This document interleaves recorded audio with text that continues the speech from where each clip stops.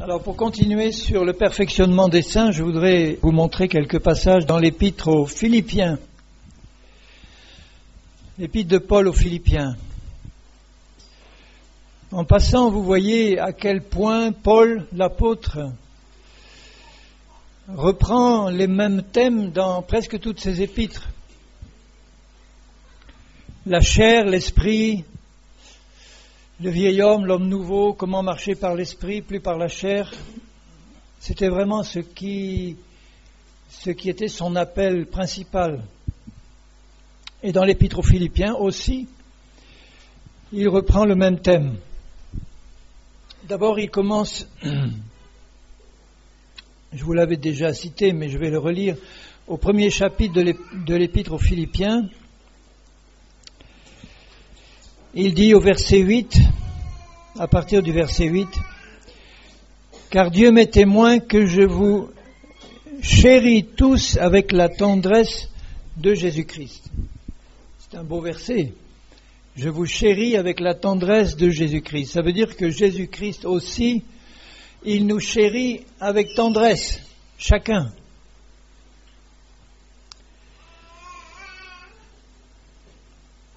Et ce que je demande dans mes prières, c'est que votre amour augmente de plus en plus en connaissance, en pleine intelligence, l'intelligence spirituelle, pour que vous discerniez les choses les meilleures, afin que vous soyez purs et irréprochables pour le jour de Christ, remplis du fruit de la justice qui est par Jésus-Christ à la gloire, à la louange de Dieu. Le fruit que nous allons produire va dépendre de l'intelligence spirituelle qu'on a des choses de Dieu, de la compréhension spirituelle qu'on a des choses de Dieu. Une fois qu'on a compris les choses qui intéressent Dieu, Dieu nous demande de croire. Pour croire, il faut comprendre. Pour comprendre, il faut avoir la révélation du Saint-Esprit. Et pour avoir la révélation du Saint-Esprit, il faut désirer l'avoir. Paul dit souvent, aspirez aux choses les meilleures, aspirez aux dons de l'esprit, aspirez aux choses d'en haut, pensez aux choses d'en haut. Quand ce désir est dans notre cœur, c'est comme si ça ouvre le robinet céleste et que les choses que Dieu veut déverser en nous, il peut les déverser. En français, il y a un proverbe courant qui dit « On ne peut pas donner à boire à un âne qui n'a pas soif ». On ne peut pas donner à boire à un âne qui n'a pas soif. Moi, je suis comme un petit âne devant Dieu et je dis, j'ai soif. Mon maître, donne-moi à boire. Et le Seigneur nous abreuve abondamment quand nous avons soif. De toute manière, il faut aussi faire attention à ce qu'on boit quand on a soif. J'ai soif, mais j'ai soif de la bonne eau du ciel, et non pas de l'eau trouble des choses terrestres.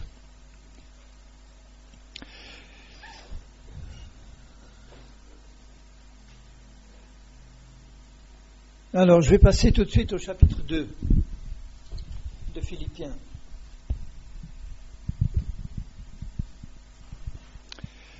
Au chapitre 2, Paul leur dit... Si donc il y a quelque consolation en Christ, s'il y a quelque soulagement dans l'amour, s'il y a quelque union d'esprit, s'il y a quelque compassion et quelque miséricorde, rendez ma joie parfaite. Ayant un même sentiment, un même amour, une même âme, une même pensée. Évidemment, il parle de l'amour spirituel, d'une âme purifiée, d'une pensée pure, d'un sentiment spirituel. Il dit ça dans la perspective de la crucifixion de la chair. On ne peut pas, entre chrétiens, avoir un même esprit, une même âme, une même pensée en Christ, si notre chair est encore vivante. Et à mesure que la chair est crucifiée, qu'on abandonne la chair, à ce moment-là, les sentiments de l'esprit, de l'âme purifiée, tout ce qui vient de l'esprit, peut nous remplir et nous allons vraiment être dans la communion, la vraie communion spirituelle Quand il leur dit « ne faites rien par esprit de parti ou par vaine gloire », ça sont des choses qui viennent de la chair. L'esprit de parti, moi je suis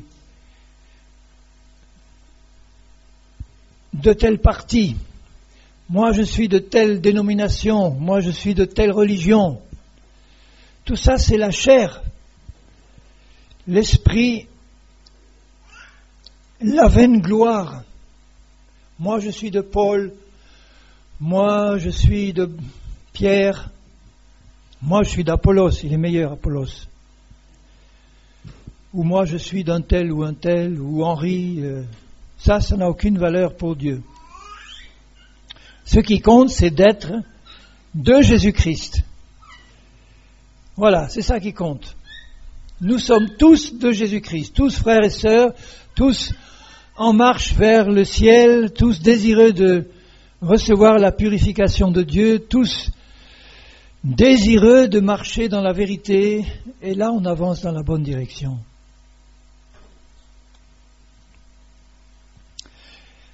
Que chacun de vous, au lieu de considérer ses propres intérêts, ça c'est encore la chair, considère aussi ceux des autres. Il n'est pas interdit de considérer nos intérêts, mais on ne doit pas les mettre au premier plan.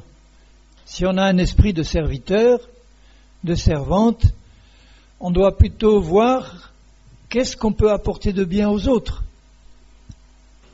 Et dans l'Église de Jésus. Quelquefois, il y a des frères, des sœurs qui me disent « Tiens, je sens qu'il faut que je parte de mon Église parce que il n'y a pas d'amour, il n'y a rien. Je suis allé dans une autre église la visiter, mais je n'ai rien reçu là non plus. » Alors je lui dis tout de suite, mais qu'est-ce que tu as apporté toi? Si tu arrives rempli d'amour, et si tu arrives rempli du Saint-Esprit, quand tu vas arriver quelque part, tu ne vas pas chercher à recevoir quelque chose, tu vas chercher à apporter quelque chose. Et là, tu peux jamais être déçu, puisque si tu apportes quelque chose, il y aura toujours quelqu'un qui va recevoir quelque chose de bon. Imaginez que tous les membres d'une église, là, arrivent en disant « Seigneur, donne-moi quelque chose de bon que je vais pouvoir donner à quelqu'un. » Même si c'est un encouragement, un sourire, une exhortation, un bon conseil. Si tout le monde apporte quelque chose pour quelqu'un, mais tout le monde va être béni. Tout le monde va être servi. Mais si tout le monde arrive, tiens, je vais aller à la réunion parce que j'ai envie de recevoir quelque chose.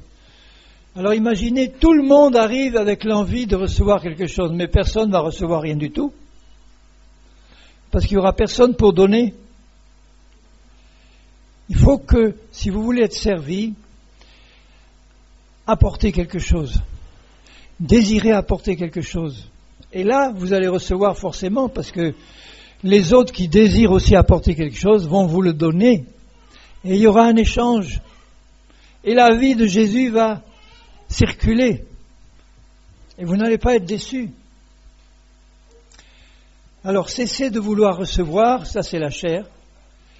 Et demandez à Dieu, qu'il est tellement riche pour ses enfants, demandez à Dieu qu'il vous remplisse pour pouvoir le distribuer aux autres, gratuitement, sans rien attendre en retour.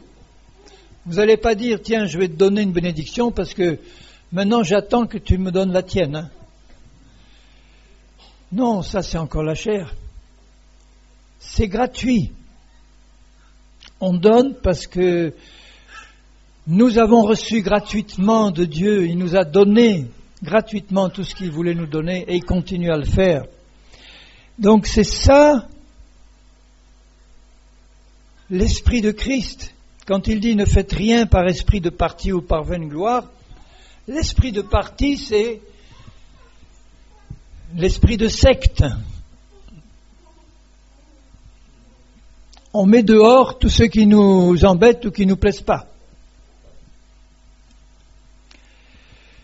Mais que l'humilité vous fasse regarder les autres comme étant au-dessus de vous-même.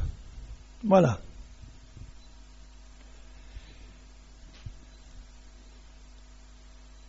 tout le monde au-dessus. Alors moi j'ai un grand avantage d'être grand, c'est que je suis condamné à une vie d'abaissement. Chaque fois que je fais la bise à quelqu'un, il faut que je me baisse. Voilà, je suis condamné à une vie d'abaissement. Mais spirituellement parlant, ça veut dire ça. Nous devons nous abaisser nous-mêmes, choisir la dernière place, avoir un cœur de serviteur, et Dieu va nous élever là, parce qu'il voit que nous n'allons pas être dangereux s'il nous place sur une position plus élevée. Celui qui est dangereux, c'est celui qui cherche la position plus élevée. Celui-là, il est dangereux parce que c'est l'orgueil qui le pousse. Et il dit au verset 4 que chacun de vous, au lieu de considérer ses propres intérêts, considère aussi ceux des autres. Ayez en vous les sentiments qui étaient en Jésus-Christ. Ces sentiments, nous les avons déjà dans notre esprit, mais ce qu'il faut, c'est qu'ils descendent dans notre âme. Que les sentiments que nous avons là dans notre âme viennent vraiment du Saint-Esprit et pas de la chair. Alors qu'est-ce qu'il avait en lui, Jésus-Christ, comme sentiment? Lequel, existant en forme de Dieu, donc il était Dieu sous la forme du Fils, n'a pas regardé comme une proie à arracher d'être égal avec Dieu. Ça veut dire qu'il était égal avec Dieu le Père, mais il n'a pas considéré ça comme un privilège qu'il devait absolument garder, arracher, tenir. Il était égal avec Dieu son Père, mais il s'est dépouillé lui-même. Il a accepté de descendre au plus bas, à notre niveau. Il y a quand même une distance entre le plus haut du trône de Dieu et la petite crèche de Bethléem, là. Il n'avait même pas une place à l'auberge, il a fallu qu'ils aillent coucher dans une étable sur la paille. Et c'est là qu'est né le roi des rois.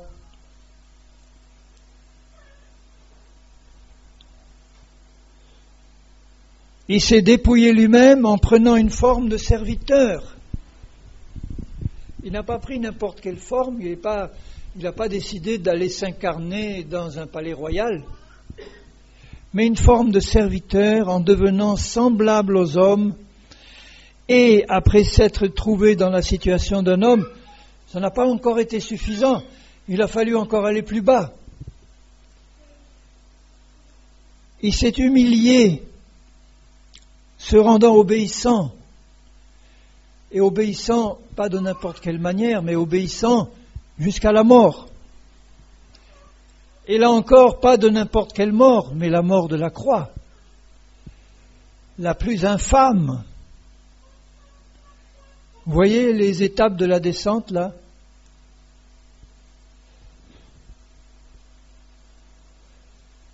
Il s'est dépouillé, il a pris une forme de serviteur, devenu semblable aux hommes, il s'est humilié, il s'est rendu obéissant jusqu'à la mort de la croix. Et il ajoute, l'apôtre Paul, ayez en vous ce sentiment-là, ce désir-là, de descendre jusqu'à la croix. Évidemment, Christ nous a fait mourir déjà quand il est mort à la croix, mais nous aussi maintenant, nous devons accepter de planter cette croix dans notre vie et d'accepter maintenant de renoncer volontairement à tout ce qui est contraire à l'esprit de Christ et qui nous intéressait tellement avant et qui pourrait encore nous intéresser si nous vivons dans la chair. Alors que nous sommes chrétiens, on peut encore vivre dans la chair, s'intéresser aux choses qui n'intéressent plus Dieu. Le succès spirituel, un grand ministère, être rempli de dons, mais dans un mauvais esprit.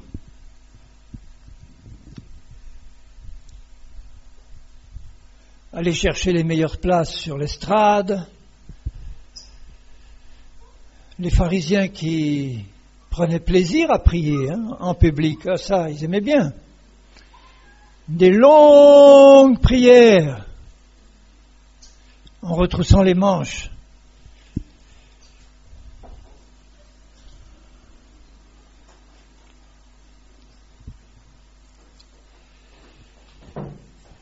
C'est pourquoi, au verset 9, une fois qu'il a accepté de descendre jusqu'au plus bas, alors là, Dieu son Père a vu quel était l'esprit qui l'animait, son Fils bien-aimé. Et il l'a dit maintenant, puisque tu as accepté de descendre, de t'humilier au plus bas jusqu'à la croix, eh bien moi je vais t'élever jusqu'au plus haut. C'est pourquoi Dieu l'a souverainement élevé, il lui a donné le nom qui est au-dessus de tout nom, le nom de Jésus, afin qu'au nom de Jésus, tout genou fléchisse dans les cieux, sur la terre et sous la terre aussi, royaume de Satan. Lui aussi va être obligé de fléchir le genou et de reconnaître que Jésus-Christ est Seigneur. Pas de bon cœur, mais il sera obligé de le faire. Et que toute langue confesse que Jésus-Christ est Seigneur à la gloire de Dieu le Père.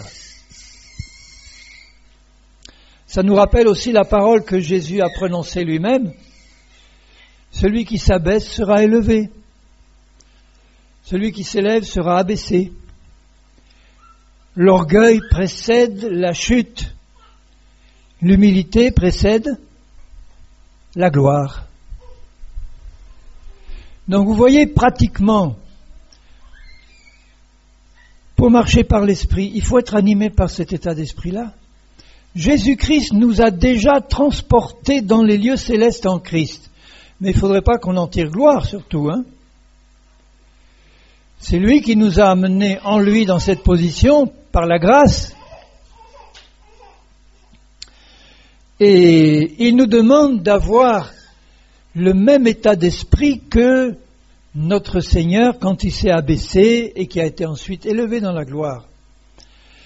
Notre esprit est passé dans cette dimension-là, notre esprit est déjà mort et ressuscité en Christ, mais maintenant, dans notre vie de tous les jours, il va falloir soigneusement considérer tout ce qui trouve encore dans notre âme pour éliminer tout sentiment charnel, orgueilleux, humain,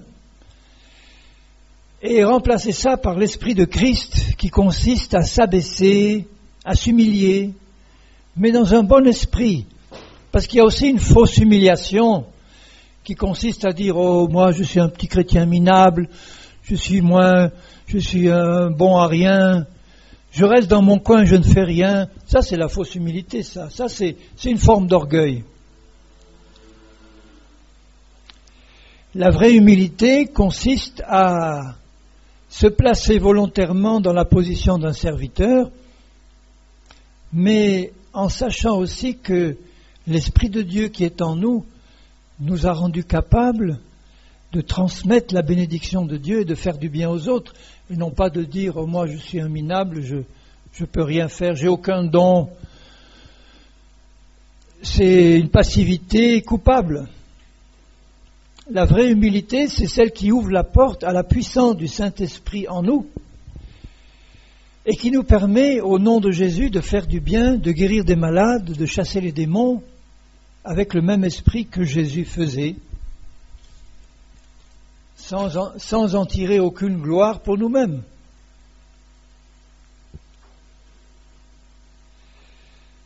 C'est dangereux de commencer à chasser des démons, guérir des malades, si on est encore animé par un esprit charnel d'orgueil et de satisfaction de soi.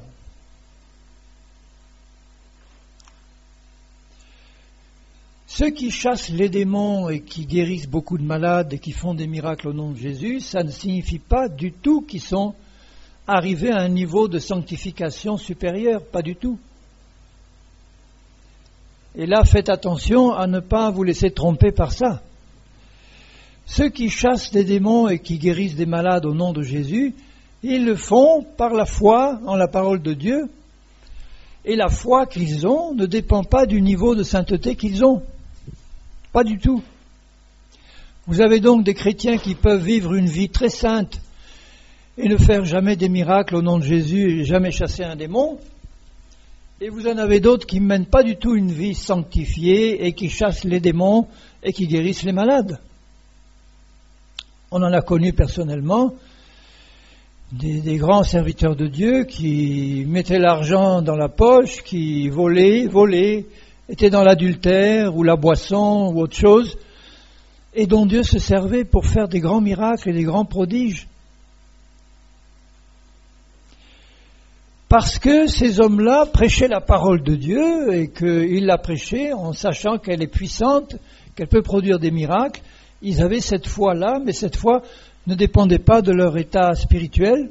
C'est un peu bizarre à comprendre ça, mais il faut le savoir. L'idéal, c'est de mener une vie sainte et de produire aussi les œuvres de puissance de Dieu avec un esprit d'humilité, sachant que ça n'a rien à voir avec notre niveau, ça a à voir avec la grâce de Dieu.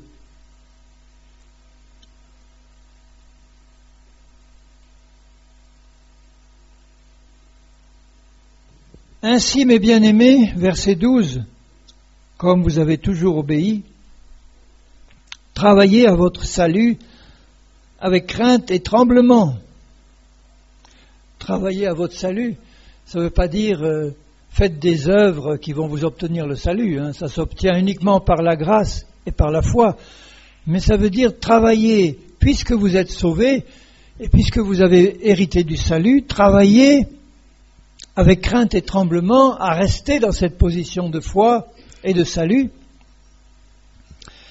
Et la crainte et le tremblement, c'est la crainte respectueuse de Dieu, parce que Dieu est un feu dévorant, Dieu nous aime d'un amour éternel, mais Dieu n'aime pas que nous soyons indulgents avec le péché et la chair.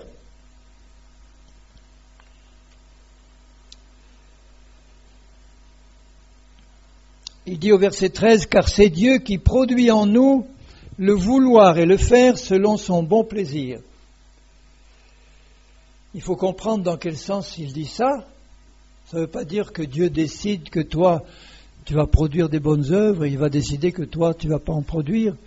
Non, ça, Dieu veut que tous soient sauvés, Dieu veut que tous soient remplis d'esprit et de foi. Donc Dieu va produire en moi le vouloir et le faire, ça veut dire qu'il va orienter ma volonté et mes actions dans sa volonté, parce qu'il voit que de mon côté, j'ai la crainte de son nom, j'ai le désir de le servir, j'ai le désir de marcher dans l'obéissance, dans la foi, et là, il va travailler mon cœur pour me diriger dans sa volonté, il va accomplir en moi le vouloir et le faire, et mes pensées, ma volonté, mes actions vont être dirigées par le Saint-Esprit. Faites toutes choses sans murmure ni hésitation.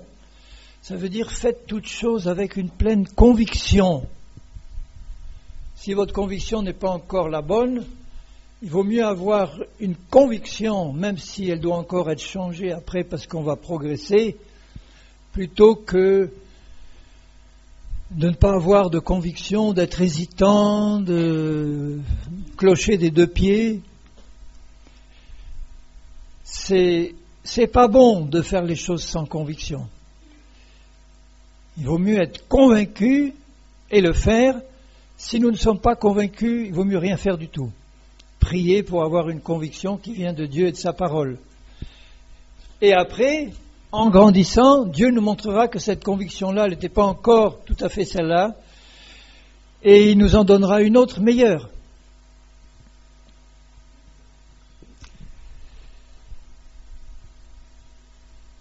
Faites toutes choses sans murmure ni hésitation, afin que vous soyez irréprochables et purs, des enfants de Dieu irréprochables, au milieu d'une génération perverse et corrompue, parmi laquelle vous brillez comme des flambeaux dans le monde, portant la parole de vie.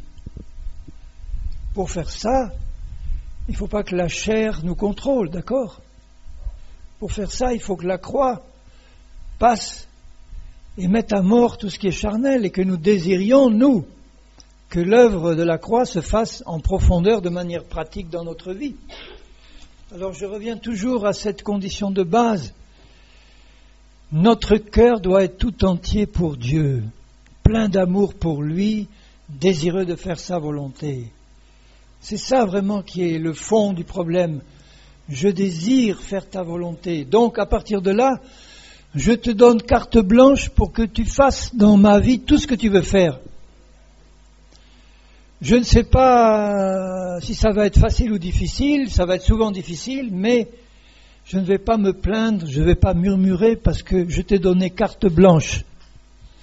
Seigneur, je veux apprendre de toi, je veux grandir dans la vie pratique pour que cette belle nature que tu m'as donnée, elle puisse manifester Christ dans ma vie de tous les jours. Je le désire, Seigneur. J'aspire. Je n'ai pas d'autre désir que te plaire. Là, Dieu va me faire briller comme un flambeau parce que c'est la lumière du Saint-Esprit qui va pouvoir s'exprimer, sortir.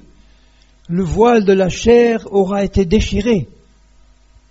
Quand le voile du temple a été déchiré, il nous est dit que ce voile représentait la chair de Jésus qui a été déchirée à la croix. Et que maintenant la voie, l'entrée du lieu très saint était ouverte. Nous aussi, si notre chair n'est pas encore éliminée, ça va être un voile qui va empêcher la vie du Saint-Esprit qui est dans le lieu très saint de s'exprimer au travers de nous. Donc nous devons vraiment désirer la croix en disant au Seigneur, Seigneur, je veux descendre moi aussi comme Jésus jusqu'au plus bas de la croix. Ça veut dire que tout ce que je peux aimer encore, tout ce que je peux aimer et qui n'est pas aimable pour toi, tout ce qui est charnel et qui n'est pas bon pour toi, je veux que tu me le montres et je veux en être débarrassé. Plus rien de la chair. Il faut que l'épée de l'esprit, l'épée de la croix, passe là et taille et enlève. Et ça fait mal parfois parce que j'étais attaché à des choses que Dieu me demande d'abandonner, mais je les abandonne avec joie parce que si je les garde, la lumière ne va pas briller. Je dois les abandonner parce que Dieu me le demande.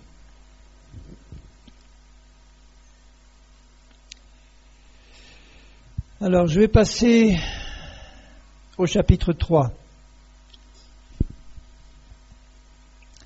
Au reste, mes frères, réjouissez-vous dans le Seigneur. Je ne me lasse pas de vous écrire les mêmes choses, et moi je ne me lasse pas de vous répéter les mêmes choses, car pour vous cela est salutaire, propre au salut. Il les met en garde, parce que sur ce chemin-là, il y a des pièges, il y a des obstacles possibles. Et il dit, alors prenez garde aux chiens.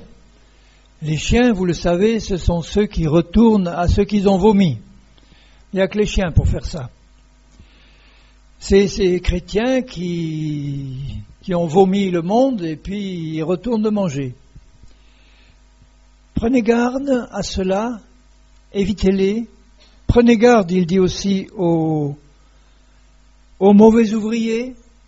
Les mauvais ouvriers, c'est les chrétiens qui travaillent pour leur ventre, pour eux-mêmes ou pour leur chair, ou leur religion, mais pas pour Jésus, pas pour l'esprit.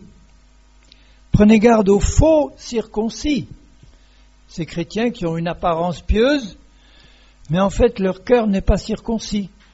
Ils sont encore attirés par les choses du monde et de la chair.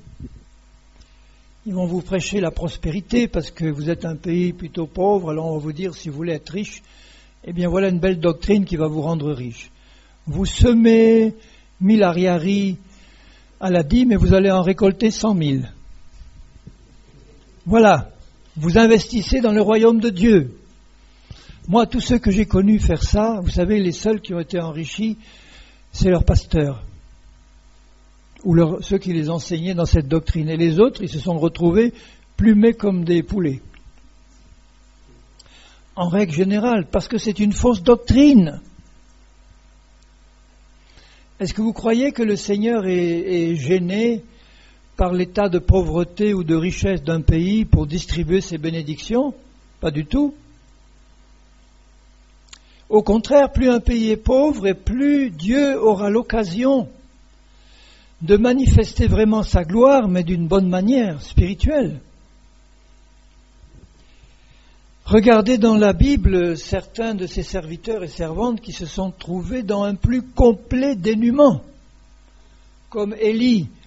Quand il y avait la sécheresse dans Israël, il n'y avait plus rien à manger, rien. Et Dieu lui dit, bon, tu vas là-bas au torrent de Kérit. Il n'y avait pas d'herbe pour les animaux, rien. Enfin, ça ne peut pas être plus pauvre que ça. Hein. Il va au torrent de Kérit. Il n'y avait pas d'épicerie à côté, il n'y a pas de marchand ambulant, rien. Ben, il y est allé par la foi et comment Dieu l'a nourri? Tous les jours, les corbeaux lui amenaient du pain et de la viande à manger. Il avait l'eau du torrent à côté. Ça, c'est surnaturel. Et puis voilà l'eau qui manque. Bon, il n'y a plus rien maintenant. Et Dieu lui dit, descends là-bas et tu vas trouver une pauvre veuve. Une pauvre veuve. Et il lui dit, prépare-moi quelque chose à manger. Elle lui dit, mais il me reste qu'un peu de farine, un peu d'huile. Et bien il lui dit, avec ça, tu vas me préparer un petit gâteau. Imaginez un peu, vous êtes prophète, vous arrivez devant une pauvre veuve qui vous dit, je n'ai plus rien à manger pour moi et mon fils ou mes enfants que un peu de farine, un peu d'huile, et puis vous lui dites, bon, tu prends ça, tu me fais un gâteau et tu me l'apportes. Elle dirait, mais quand même, tu es un peu égoïste. Mais finalement, c'était Dieu qui voulait tester la foi de cette femme. Parce que le Seigneur a dû lui dire, mais c'est un prophète qui te parle de ma part, là. Fais-lui le gâteau. Et le prophète lui dit, eh bien, parce que tu as accepté de te sacrifier, voilà la parole de Dieu pour toi. Tant qu'il y aura la famine, l'huile ne descendra pas du vase et la farine ne descendra pas du pot.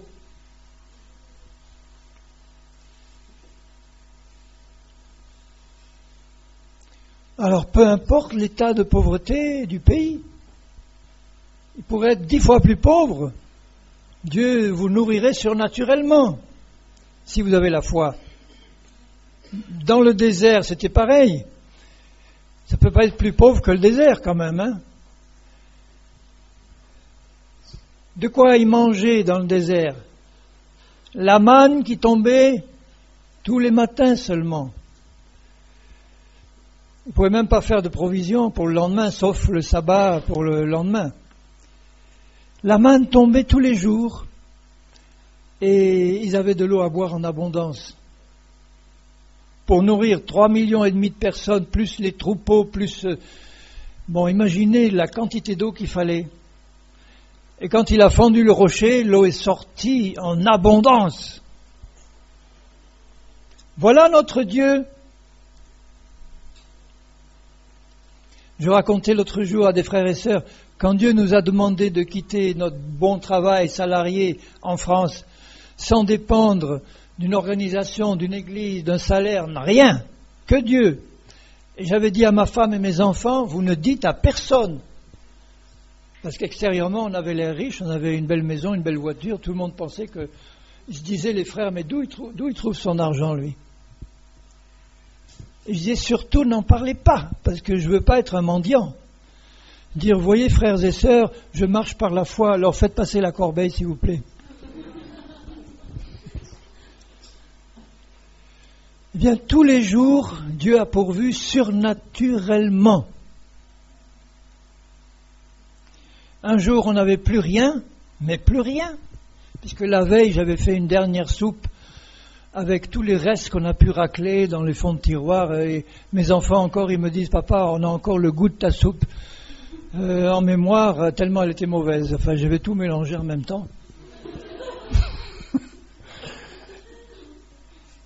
Le lendemain, il nous restait encore 20 centimes pour une demi-baguette, avec 5 enfants et 2 parents.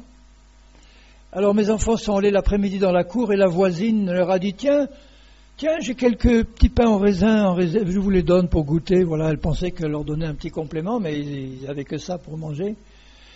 Et le lendemain, plus rien. Même pas 20 centimes, rien. Alors, pour vivre en France, dans un pays riche comme la France, sans même 20 centimes, parce que j'avais refusé les aides sociales, la sécurité sociale, les aides de l'État, rien. C'est pas normal si Dieu t'appelle à marcher par la foi, que tu vas aller t'inscrire au chômage, toucher ci, toucher ça. Rien. Le lendemain, il n'y avait plus rien. J'ai dit à ma femme, à 8 heures du matin, mettez le couvert, on va prendre le petit déjeuner.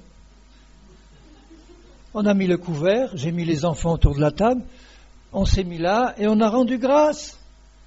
On a dit, Seigneur, merci pour le repas que tu nous donnes, au nom de Jésus, Amen. À l'instant où j'ai dit Amen, mais à la seconde où j'ai dit Amen, quelqu'un frappe à la porte, une tête sort, c'était la dame qui vendait des œufs, mais elle passait jamais à cette heure-là, elle passait toujours vers midi, là elle passe à 8 heures du matin. Elle nous dit, vous avez besoin des œufs aujourd'hui ? Je dis, non, ça va, merci, pas besoin.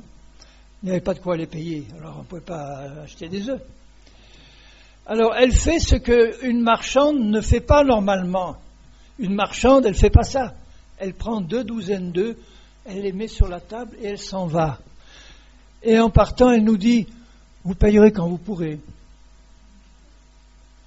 Bon, une marchande ne fait pas ça. Surtout qu'elle voyait notre maison, notre voiture, normalement on aurait pu payer si on avait été des gens normaux. Alors on a pris quelques poireaux sauvages ou asperges sauvages, et puis on a mangé des œufs toute la journée, mais on a eu à manger. Les jours suivants, on va faire une promenade, on rentre, on trouve devant la porte 3 paquets de nourriture bien garnis. Je ne sais pas aujourd'hui encore qui a pu nous les donner, on peut supposer que ça pourrait être quelqu'un, mais enfin j'ai pas de... Et ça, en permanence. Donc il y a eu un temps où c'était difficile, jour après jour, parce que j'allais faire une visite pour exhorter une famille. Je prenais ma voiture, je me rappelle, j'avais une grosse 505 familiale. J'allais faire ma visite, une famille riche, et puis je faisais ma visite, on priait, je m'en vais. Je demande rien.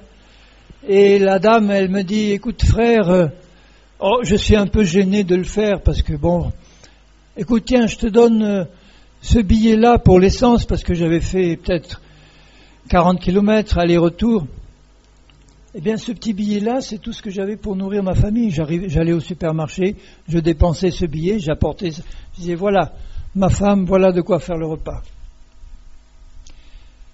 Pour vous dire que, peu importe le pays, qu'il soit riche, qu'il soit pauvre, Dieu a promis de pourvoir surnaturellement, sans qu'on ait besoin de mendier, sans qu'on ait besoin de demander, sans qu'on ait besoin de techniques psycho-spirituelles pour délier les portefeuilles. Non. Dieu est fidèle. Et nous, ça nous a enlevé toute crainte de manquer. On n'a aucune crainte de manquer. On a un papa qui est fidèle. Donc Dieu appelle des ouvriers dans sa moisson, mais des ouvriers qui connaissent la générosité de leur Père et qui savent que si vraiment ils ont été appelés, parce qu'il ne faut pas se lancer comme ça, s'ils ont été appelés par Dieu à ce genre de travail et qu'ils en ont la conviction, ils peuvent être sûrs que Dieu va pourvoir au-delà de tout ce qu'ils peuvent demander et penser. Et maintenant, nous ne manquons de rien. Dieu nous a donné un joli terrain près d'une rivière. Dieu nous a donné une maison qu'on a pu retaper avec ce qui nous est tombé du ciel. Jamais un emprunt bancaire, rien de tout ça. Tout ça tombé du ciel sans demander à personne.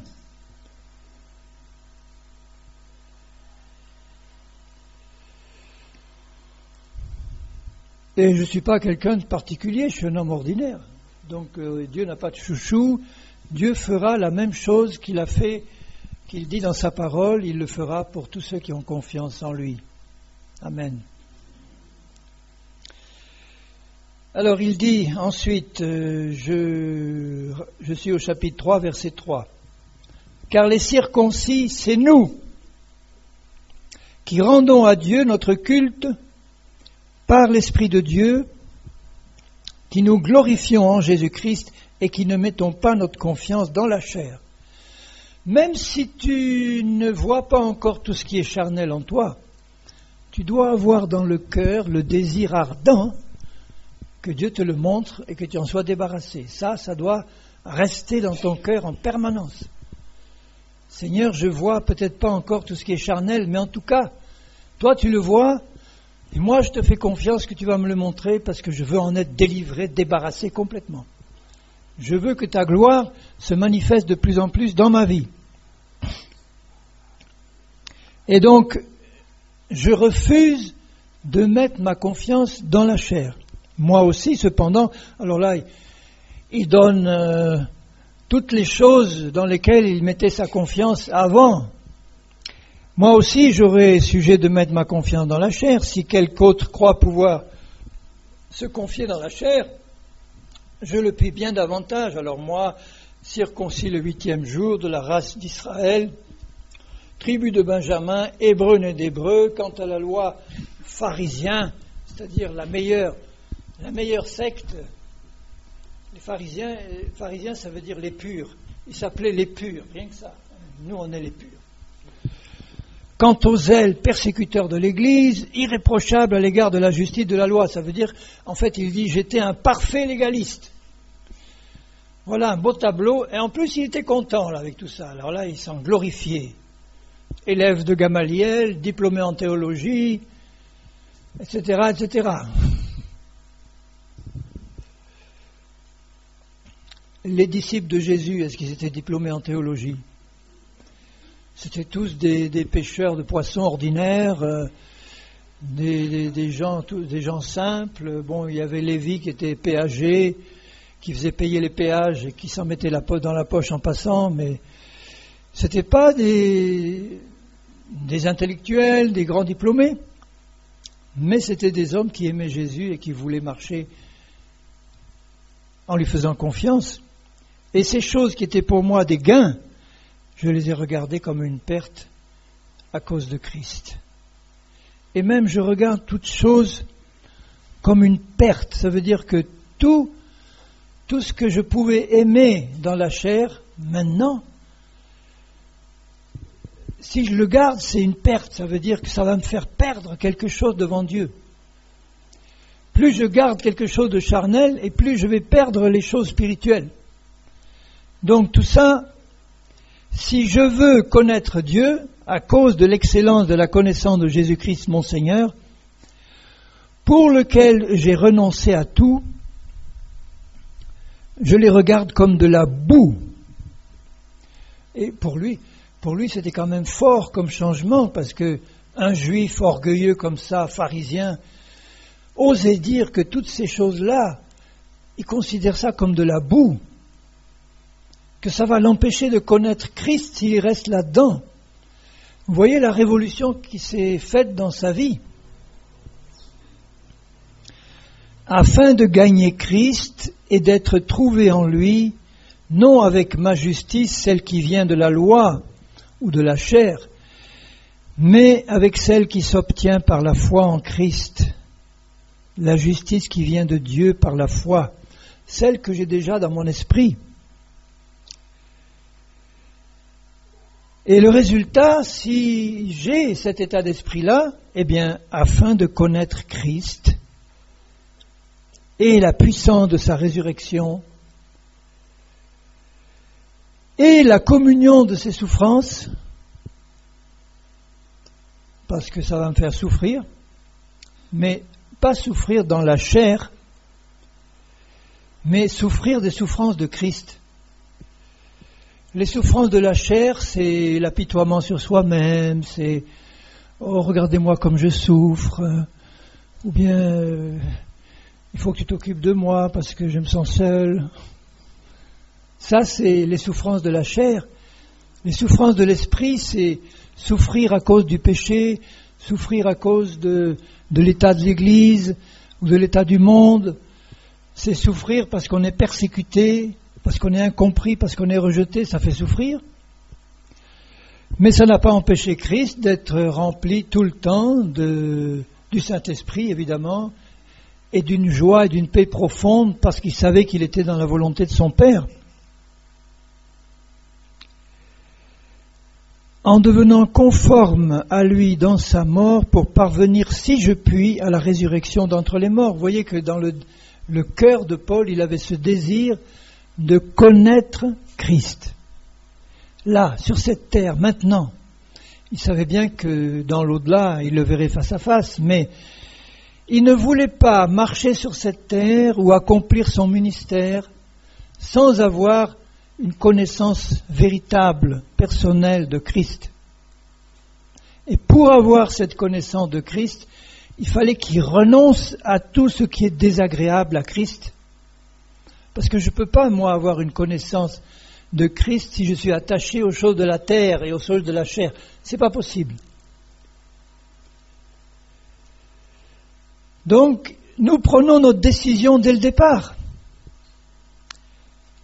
Je décide de renoncer à tout ce qui te déplaît d'avance, parce que je veux te connaître, je veux marcher dans ta communion, et je veux que la puissance de ta résurrection se manifeste dans ma vie. Elle ne se manifestera pas si la chair n'est pas mise à mort. C'est un désir ardent, une prière ardente qui plaît à Dieu. Et quand il dit pour devenir conforme à lui dans sa mort, là il ne parle pas de l'état de son esprit, puisque son esprit est déjà conforme à lui dans sa mort et sa résurrection, mais c'est dans sa vie pratique. Il dit, il faut que dans ma vie pratique, la perfection de Christ qui est dans mon esprit se manifeste. Il faut que je connaisse là, ici-bas, Christ de mieux en mieux, comme il est digne d'être connu. Et il faut que sa mort et sa résurrection passent dans ma vie. Parce qu'il n'y a pas de résurrection sans mort. Et quand il dit « si je puis », c'est pas du doute qu'il exprime. Mais ça veut dire qu'il est possible que s'il ne fait pas attention, il n'y arrive pas. Il dit dans une des épîtres aux Corinthiens, j'ai plus la référence en tête, mais il dit qu'il traite durement son corps afin de ne pas être rejeté après avoir prêché aux autres. Ça veut dire qu'il savait qu'il est toujours possible de chuter si lui ne garde pas cet état d'esprit en permanence. Cet état d'esprit tourné vers Jésus et vers le but, et qu'il ne fallait pas qu'il se relâche, qu'il se repose sur ses lauriers en disant « bon, c'est bon maintenant, Dieu m'a fait atteindre la perfection dans mon esprit, maintenant on peut roupiller. » Non, gardez les yeux ouverts et travailler d'arrache-pied dans l'esprit, pour garder les yeux et courir vers le but. Et il le dit au verset 12, ce n'est pas que j'ai déjà remporté le prix ou que j'ai déjà atteint la perfection. Donc le prix dont il parle, c'est la perfection atteinte de manière concrète.